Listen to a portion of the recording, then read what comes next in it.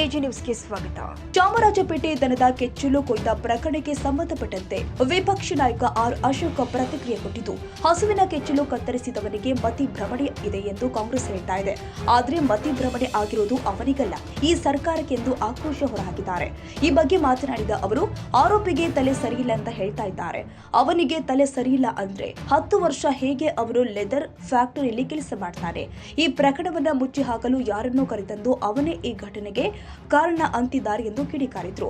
ಹಸುವಿನ ಮಾಲೀಕ ಕರ್ಣನಿಗೆ ನಾವು ಹಣ ನೀಡಿದ್ದು ಹಸು ಖರೀದಿಗೆ ಅಲ್ಲ, ಗಾಯಗೊಂಡ ಹಸುವಿನ ಆರೈಕೆಗೆಂದು ಹಣ ಕೊಟ್ಟಿರುವುದು. ಆದರೆ ಈಗ ಕಾಂಗ್ರೆಸ್ನವರು ಬಂದು ಹಣ ತಗೋ, ದನ ತಗೋ ಅಂತ ಬೆದರಿಸುತ್ತಿದ್ದಾರೆ ಎಂದು ಆರೋಪಿಸಿದ್ರು. ಪಶು ಆಸ್ಪತ್ರೆಗಾಗಿ ಹಸುವಿನ ಮಾಲೀಕ ಕರ್ಣ ಮತ್ತು 4 ಹಸುಗಳು ಹೋರಾಟ ಮಾಡಿದ್ವು. ಈಗ ಜಿಹಾದಿಗಳು ಕರ್ಣನ ಹಸು ಕತ್ತರಿಸಿದ್ದಾರೆ. ಜೊತೆಗೆ ಮುಂದೆ ನಿನ್ನನ್ನ ಕತ್ತರಿಸ್ತೀವಿ ಅಂತ ಭಯ ಹುಟ್ಟಿಸಲು ಪ್ರಯತ್ನಿಸಿದ್ದಾರೆ ಎಂದು ಅಶೋಕ್ ಹೇಳಿದ್ರು. ನನ್ನ 60 ವರ್ಷದ ಜೀವನದಲ್ಲಿ ಯಾವತ್ತೂ ಈ ರೀತಿಯ ಘಟನೆ ನೋಡಿರಲಿಲ್ಲ. ಆದರೆ ಕಾಂಗ್ರೆಸ್ ಅಧಿಕಾರಕ್ಕೆ ಬಂದ ಮೇಲೆ ಅದನ್ನು ಕೂಡ ನೋಡಿದಂತಾಯಿತು. ಇದೊಂದು ತಾಲಿಬಾನ್ ಸರ್ಕಾರ. ಈ ಕೃತ್ಯದ ವಿರುದ್ಧ ಹಿಂದೂ ಪರ ಸಂಘಟನೆಗಳು ಹೋರಾಟ ಮಾಡ್ತೀವಿ ಹಾಗೂ ಹಿಂದೂಗಳ ಮೇಲಿನ ಹಲ್ಲೆಯನ್ನ ಖಂಡಿಸ್ತೀವಿ ಎಂದರು. 2 ಹಸು ತಗೋ 2 ಹಸು ಅಂತ ಅಷ್ಟು ಭಿಕ್ಷೆ ಬೇಡುವಂತ ಸ್ಥಿತಿಯಲ್ಲಿ ಈ ಹಿಂದೂ ಸಮಾಜ ಇಲ್ಲ. ಅವರು ಒಂದ್ ಕೈಯಲ್ಲಿ ಕೊಡೋದು ಹಸುಗಳನ್ನ, ಇನ್ನೊಂದು ಕೈಯಲ್ಲಿ ಕಟ್ ಮಾಡೋದು. ಈ ರಸ್ತೆಯಲ್ಲಿ ನೋಡಿ 50 ದನ ಕಟ್ ಮಾಡಿದ್ದಾರೆ ಇವತ್ತು. ಈ ರಸ್ತೆಯಲ್ಲಿ ನೋಡ್ಕೊಂಡೋಗಿ ನೀವು, ದಾರಿ ಇದ್ದಕ್ಕೂ 50 ದನಗಳ ಕಟ್ ಮಾಡಿದ್ದಾರೆ.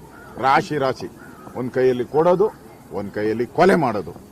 ಇದು ಇವತ್ತು ನಾನು ಈ ಸರ್ಕಾರ ಕೇಳ್ತಾ ಇದ್ದೀನಿ. ನಿಮ್ಮ ಈ ಶಾಪ, ಗೋ ಶಾಪ, ಗೋವಿನ ಶಾಪ ತಗಲ್ದ್ರೆ ನಮ್ದು ಪುಣ್ಯಕೋಟಿ ನಾಡು. ನಮ್ದು ಕರ್ನಾಟಕ ಪುಣ್ಯಕೋಟಿ ನಾಡು. ಸತ್ಯವೇ ನಮ್ಮ ತಾಯಿ ತಂದೆ, ಸತ್ಯವೇ ನಮ್ಮ ಬಂಧು ಬಳಗ ಅಂತ ಹೇಳದಂತ ಪುಣ್ಯಕೋಟಿಯ ನಾಡಿದು. ಇಲ್ಲೇ ಹಿಂಗೆ ಈ ದುರುಳರು ಜಿಹಾದಿಗಳು ಈ ಒಂದು ಕೆಲಸವನ್ನ ಮಾಡಿದರೆ ಇಡೀ ಕರ್ನಾಟಕದ ಜನ, ನಾನು ನಮ್ಮ ಅಧ್ಯಕ್ಷರು ನಾವೆಲ್ಲ ಮಾತಾಡಿದ್ರೆ ಬಂಧಿಸಿಲ್ಲ, ಕ್ರಮ ತೆಗೆದುಕೊಳ್ಳಿಲ್ಲ ಅಂದ್ರೆ ನಾವು ಕರಾಳ ಸಂಕ್ರಾಂತಿನೂ ಕೊಡ್ತೀರಿ ಅಂತ ಹೇಳಿದ್ರಿ. ಆದರೆ ಇವತ್ತು ಆಗಿರುವಂತ ಬಂಧನ ಇವೆಲ್ಲ ನೋಡ್ತಾ ಇದ್ರೆ ನನಗೆಲ್ಲೋ ಪೊಲೀಸರ ಮೇಲೂ ಡೌಟ್ ಬರ್ತಾ ಇದೆ, ಸರ್ಕಾರದ ಮೇಲೂ ಡೌಟ್ ಬರ್ತಾ ಇದೆ. ಇದು ಒಳ್ಳೆ ಬೆಳವಣಿಗೆ ಅಲ್ಲ. ಈ ಪೊಲೀಸರು ಬಂಧಿಸುವಂತ ವ್ಯಕ್ತಿನೇ ಕೃತ್ಯ ಎಸಗಿದಾನೆ ಅಂತ ಅನ್ಸುತ್ತೆ ಸರ್. ಯಾಕಂದ್ರೆ ಅವನ ಹತ್ರ ಜೇಬಲ್ಲಿ ಬ್ಲೇಡ್ ಇತ್ತು, ಬ್ಲೇಡ್ ಇಟ್ಕೊಂಡು ಓಡಾಡ್ತಿದ್ದಾನೆ. ಪೊಲೀಸರು ಏನ್ ಮಾಡ್ತಿದ್ರು ಸರ್? ಬ್ಲೇಡ್ ಇಟ್ಕೊಂಡು ಓಡಾಡೋದನ್ನ ಬಂಧಿಸಬೇಕು, ಇಲ್ಲಾಂದ್ರೆ ವಿಚಾರಣೆ ಮಾಡ್ಬೇಕಲ್ವಾ? ಅವ್ನು ಬ್ಲೇಡ್ ಇಟ್ಕೊಂಡು ಹಸು ಕೆಚ್ಚಲಿಗೆ ಹಾಕೋರ್ಗು ಏನ್ ಮಾಡ್ತಿದ್ರು? ಅಲ್ಲ, ಅವನು 10 ವರ್ಷದಿಂದ ಇಲ್ಲಿ ಫ್ಯಾಕ್ಟರಿಯಲ್ಲಿ ಕೆಲಸ ಮಾಡ್ತಾ ಇದೆ.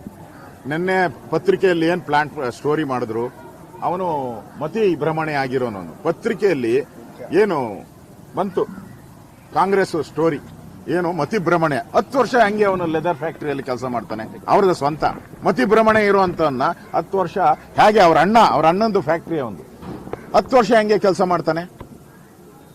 ಅವನು ಕುಡಿದ್ರೆ ಬಾರ್ಗಳೆಲ್ಲ ಕ್ಲೋಸ್ ಆಗೋದು ಎಷ್ಟೊತ್ತಿಗೆ? 10ವರೆಗೆ ಕ್ಲೋಸ್ ಆಗ್ತೈತೆ, 11 ಗಂಟೆ ಕ್ಲೋಸ್ ಆಗ್ತೈತೆ. ಅವ್ನು 3 ಗಂಟೆಗೆ ಹೆಂಗ್ ಬರ್ತಾನೆ? ಇಲ್ಲಿ 3-4 ಗಂಟೆಗೆ ಮಾಡಿರೋ ಕೃತ್ಯ ಇದು.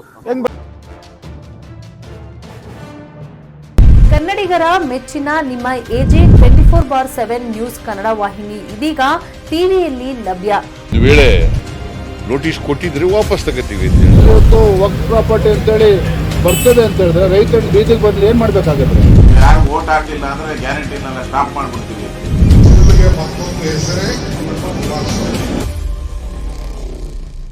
ಕರ್ನಾಟಕ ಮತ್ತು ದೇಶ ವಿದೇಶ 360 ಡಿಗ್ರಿ ಸುದ್ದಿ ಹಾಗೂ ಉತ್ತರ ಕರ್ನಾಟಕ, ಬೆಳಗಾವಿ, ಬಾಗಲಕೋಟೆ, ಧಾರವಾಡ, ಹಾವೇರಿ, ಗದಗ, ಬಿಜಾಪುರ ಜಿಲ್ಲೆಯ ಕ್ಷಣ ಕ್ಷಣದ ವಿವರವನ್ನ ಪಡೆಯುವುದಕ್ಕೆ ಎಜೆ 24/7 ನ್ಯೂಸ್ ಕನ್ನಡ ವಾಹಿನಿಯನ್ನ ಲೈಕ್ ಮಾಡಿ, ವಿಡಿಯೋಗಳನ್ನ ಶೇರ್ ಮಾಡಿ, ಕಮೆಂಟ್ ಮಾಡುವ ಮೂಲಕ ನಮ್ಮ ವಾಹಿನಿಗೆ ಸಹಕಾರ ನೀಡಿ ಮತ್ತು ಚಾನೆಲ್ ಅನ್ನ ಸಬ್ಸ್ಕ್ರೈಬ್ ಮಾಡಿ. ಧನ್ಯವಾದಗಳು.